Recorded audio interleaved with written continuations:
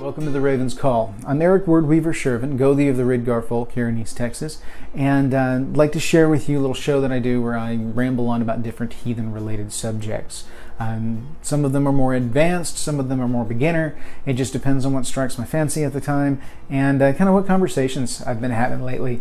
A lot of my videos spur off from conversations I've had either with newbies that are interested in asking questions or with more advanced heathens that just kind of get my mind to burning on something.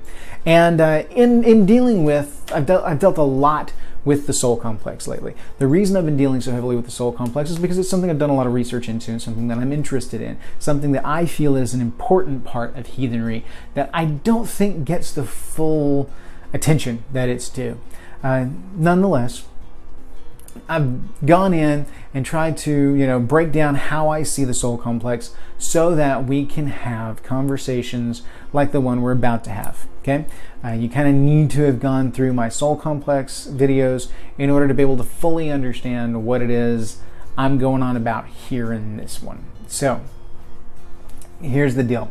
Okay, I wanted to look at the specific role of funerary rites with relation to the soul complex. Okay, now if you look at some of the lore where it pertains to Draugr, okay, what I have been able to discern through my own insights, research, etc., etc., etc., it seems to me that the Draugr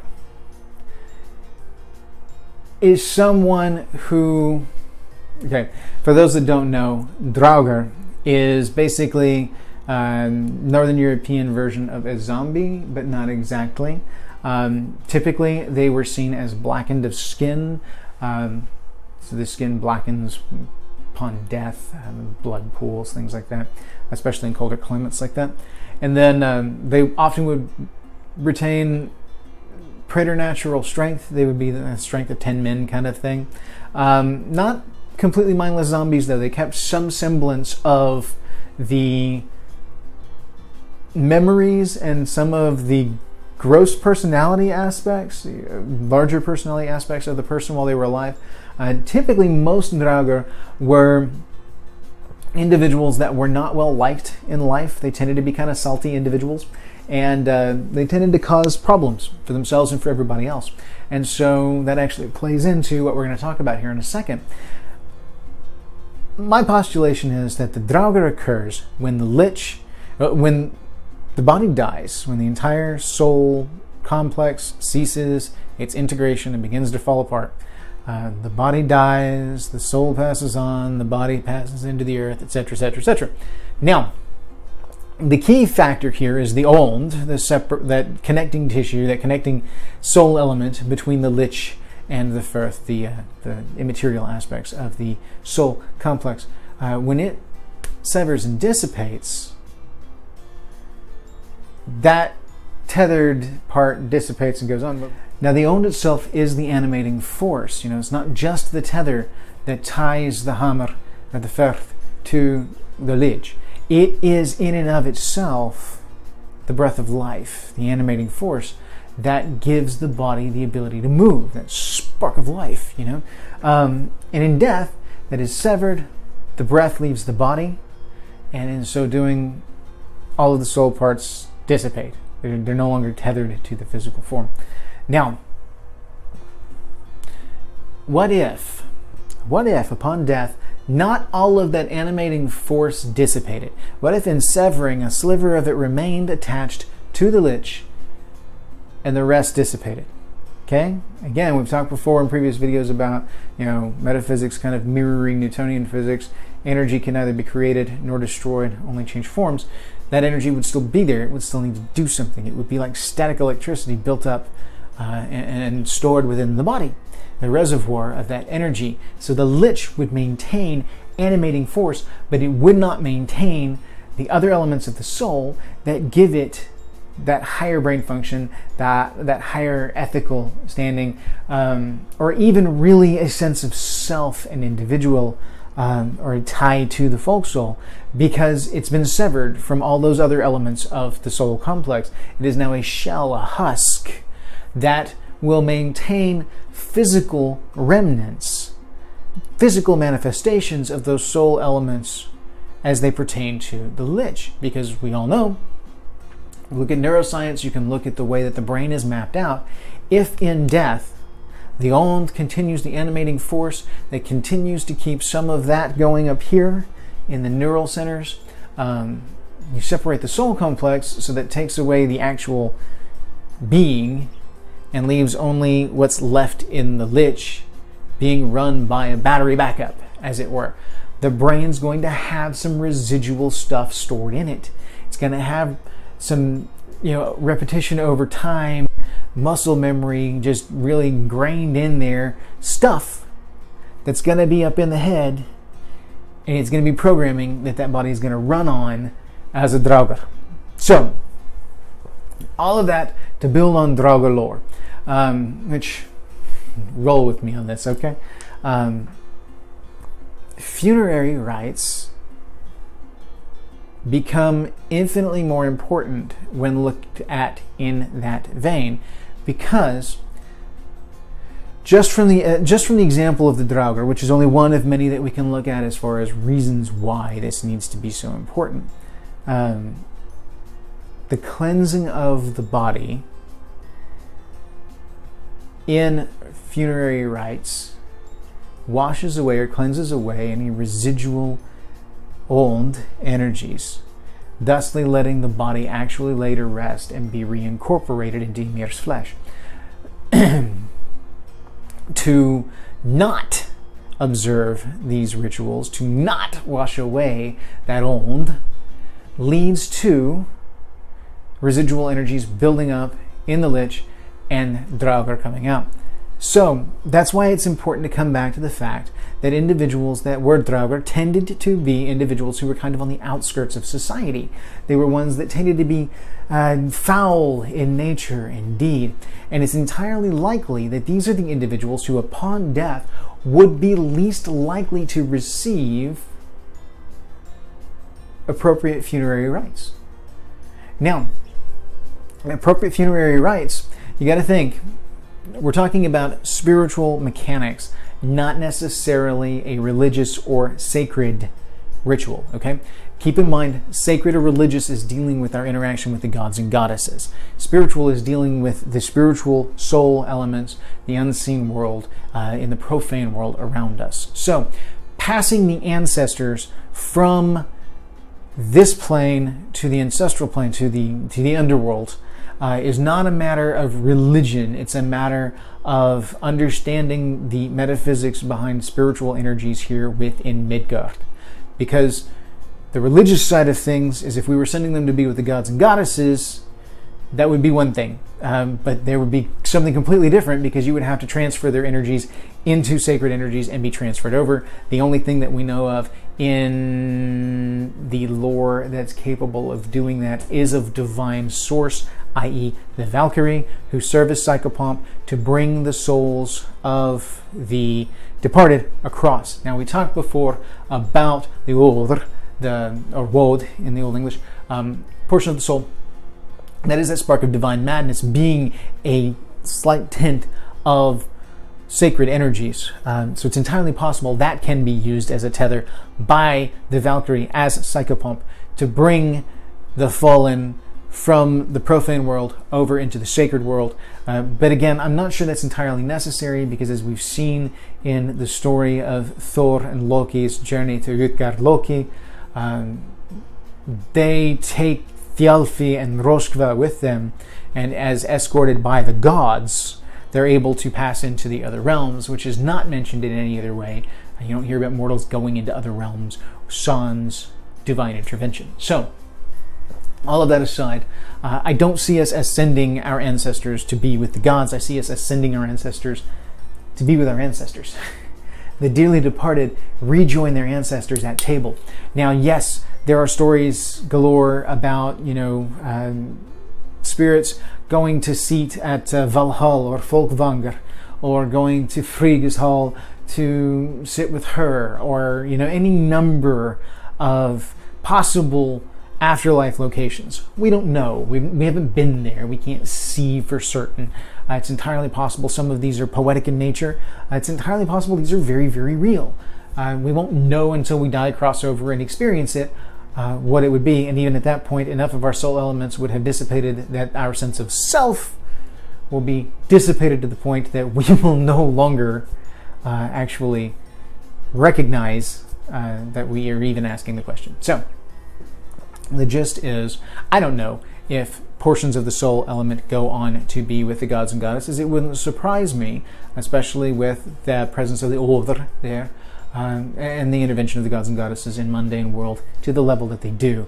I think those individuals that are called to the halls of gods and goddesses, though, are more statistical outliers, the best of the best, the creme de la creme kind of thing, the ones that really stand out in society, the greatest warriors, the greatest seamstresses, the greatest hearts, those that are meaningful, that mean something. I find that 99% of individuals will actually go to rejoin their ancestors for the most part, as far as that element of the conscious soul. So, funerary rites allow us to cleanse the body, like we said, of animating force, but they also allow us to set up guideposts to facilitate this transition of the spirit from the Lich and from our realm on Midgard to Helheim, to the underworld, to be with the ancestors. We then, in performing a funerary rite, become psychopomp. We serve the purpose of guiding this soul across so that they may rejoin the ancestors. Failing to do so could result in soul energies being lost or even being disoriented upon the separation from the body. My friend Mike posited that he sees that when the soul, when the body dies and the soul becomes soul energy, he doesn't share my exact view of the soul complex, so I can't exactly put it in his words without going and doing an entire video on how he sees it. But the gist is, what I would quantify as the firth, the immaterial aspects of the soul, pass on, then they become disoriented, and it falls to the role of whomever is completing the ritual, the funerary rite, to guide this soul element on to the afterlife, into the mound, to be with the ancestors, through the permeable membrane, and on to our ancestors. So it's not just as simple as saying, bye, it was nice to know you, let's drink a horn in their memory, celebrate their life. These are very important things culturally speaking. The memory horn, things like this. We cement their memory in our weird. We tie ourselves to their soul and tie an element of them so that they remain with us. You know, we bond our weird on a level that we lay an anchor with them, and so they'll always be a part of us and we'll always be tied to them. Wherever we go, we've got a strong tie to their soul, and so we can always contact them. That's why memory horn is great, is because it cements that bond in weird that allows us to make that tether. But the funerary rites are of the purely spiritual side of things, and spiritual is just as important as religious for individuals that have to exist within a spiritual realm.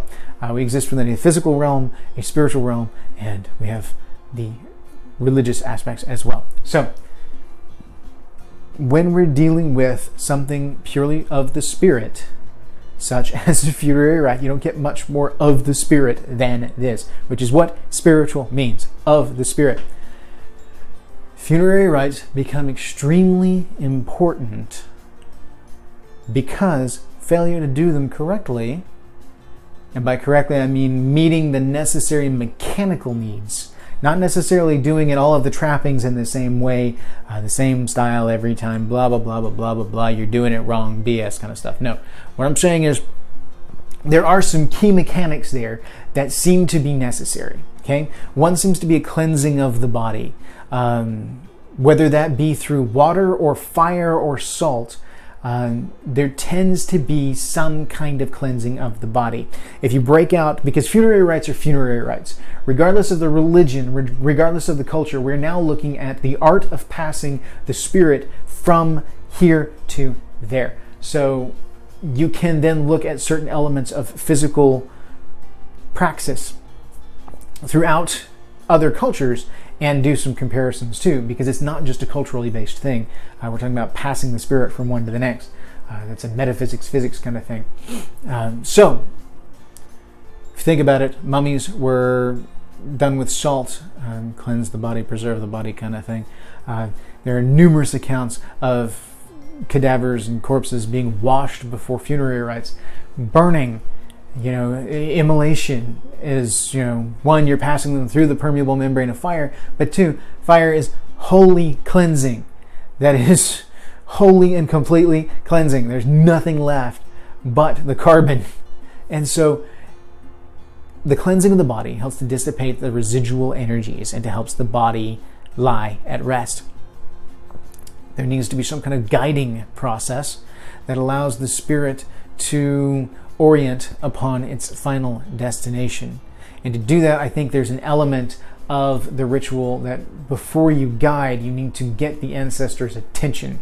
And so you bombard the spirit with either familiar energies, familiar sounds, familiar people, familiar stories, something that stirs weird and pulls at those lines in the web of weird so that you go, hey, we're over here. You can get that ancestor's attention as they come out, because they will be disoriented. I fully believe that.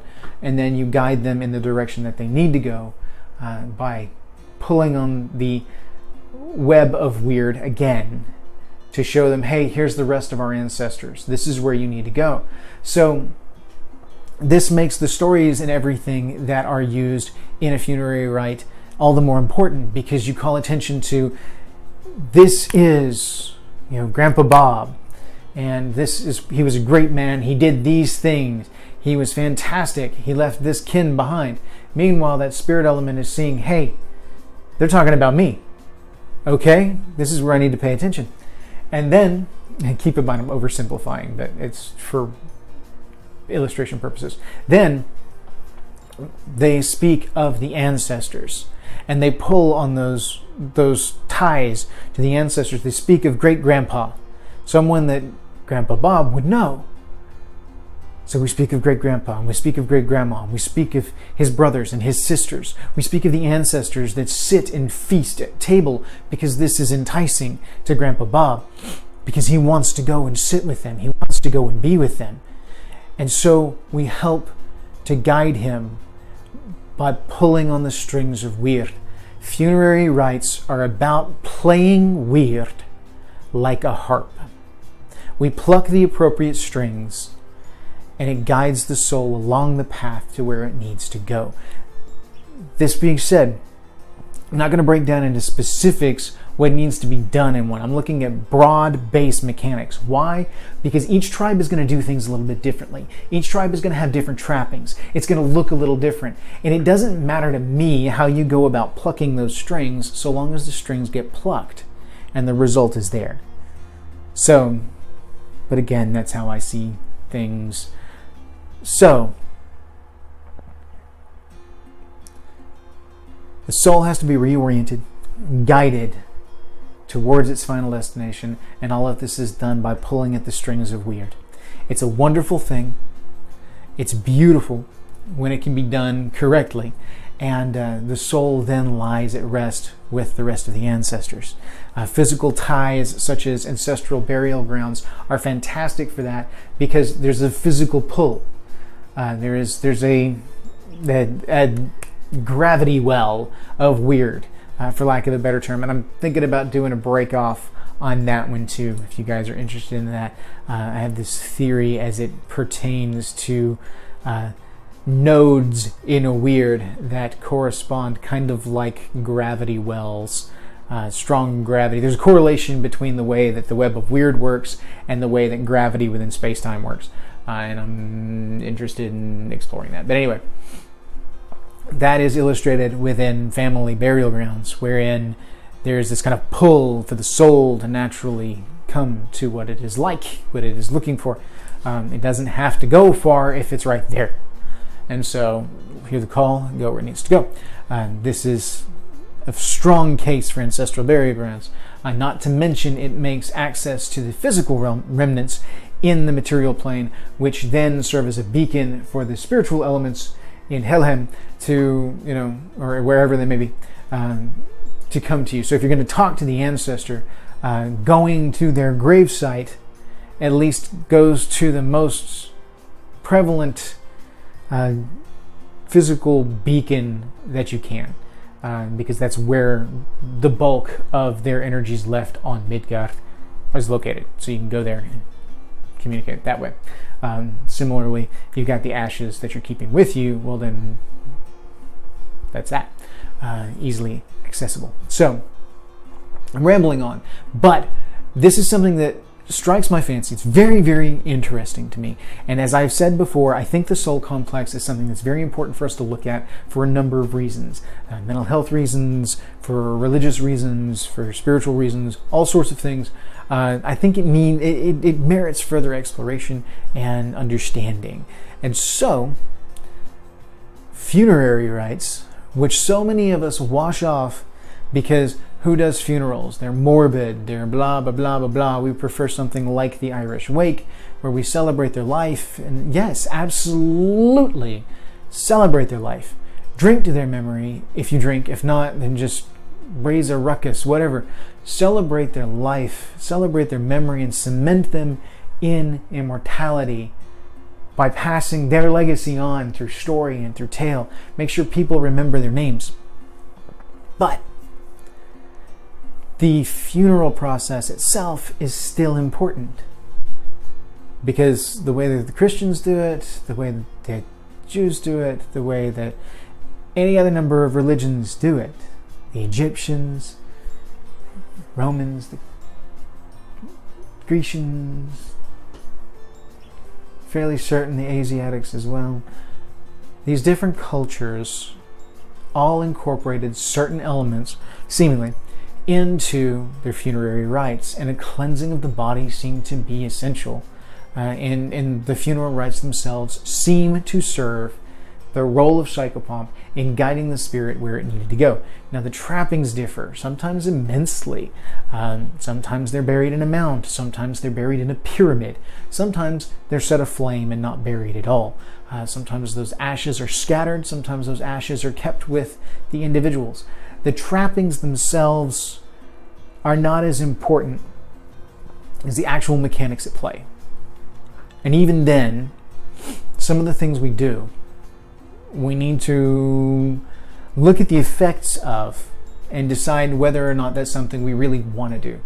To make a fully educated decision on whether or not you want to keep your ancestors' ashes in an urn in a family mausoleum versus returning their ashes to Ymir's flesh to be reincorporated. I'm not going to argue on either side of that, because there are valid points of view that argue for either one.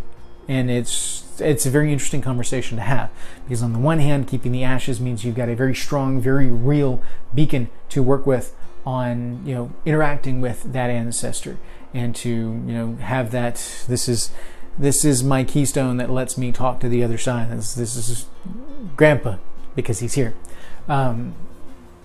Similarly, you're keeping those ashes to yourself and not letting them be reworked back into Ymir's flesh to be recycled, and thusly to perpetuate that part of the gift cycle. The land gives us the physical elements that we need for life, as the gods have given us, their elements, and the spirits, the ancestors, have given us their elements. Our entire existence is a gift. It is a culmination of gifts from varying levels, and in death we return those gifts from whence they came. But ultimately speaking, if you were to hang on to someone's ashes for even, say, 100 years, 2,000 years, it doesn't matter. The grand scheme of things, it will be reincorporated at some point in time. So you want to keep the ashes, keep the ashes. Makes a lot of sense. If you want to spread them so that they get back there faster, very cool. Nonetheless, what I encourage everyone to do, before I just devolve into complete rambling nonsense, is look at how your tribe views funerary rites. Look at funerals in a different light from now think about the necessity of guiding that spirit into the ancestral plane, and understand that whether it's a Judeo-Christian funeral, if it's a heathen funeral, if it's a Wiccan funeral, whatever it may be, the basic mechanics of funerary rites remain. That we're trying to get spirit from point A to point B. And how we go about that varies. I know that cultural differences can make funerary rites of other religions somewhat difficult to sit through. Been there, done that, I get it. But I do give them respect because of what's taking place. Similarly, we as a tribe are paying attention to our development of the Ridgar funerary rites, and is beginning to explore that in the trappings of how we need as a tribe and our tribal identity to develop our funerary rites and to document those so that they can be followed through in future times when they are needed, because I very much see the importance of it, why it is so vital in order for us to rejoin our ancestors. And so I encourage you all to do the same. Get out there and look. What is it in the elements of a funerary rite that you need to be able to guide this soul from one point to the next? I don't have all the answers yet. I am only beginning a fairly in-depth look into this process. I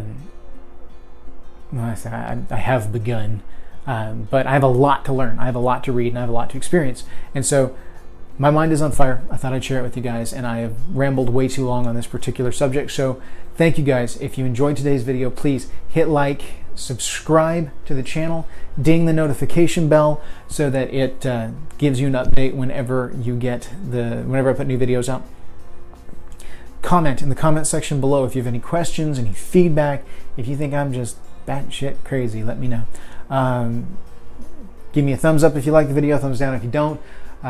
Subscribe to or join the Facebook group Word Weaver Productions. That's Word-Weaver Productions on Facebook. I approve everybody that goes in there and hits join, so join away and join the conversation. There's some great networking tools on there. There are some conversation pieces going on. I've got a thread up, which is a request thread. If you've got any questions, any requests, need clarification, something you want to see me cover, something you want to see me delve off into, jump on in it and let's go, okay? I definitely pay attention to you guys. I have built many videos based off of conversations with people that I've had regarding the channel, or with comment sections on the channel or on the Facebook group. Believe it or not, there's a lot of community-driven content on this. You just don't realize it's community-driven until it's already up. And I go, hey, I was talking to so-and-so, and we had this idea to do this. I had the idea to do the video off of what we were talking about. So that happens a lot. So follow me on Twitter if you want to, E_Sjerven. I don't do Twitter very well, but you can follow me anyway. I'll jump on there periodically. Make no promises. So email me if you have any questions at esjerven@gmail.com. That's ESJERV as in Victor, EN@gmail.com. The links should all be in the About section on the video. So yeah, remember, like, subscribe, ding the bell, or the bell. Hail, have a good day.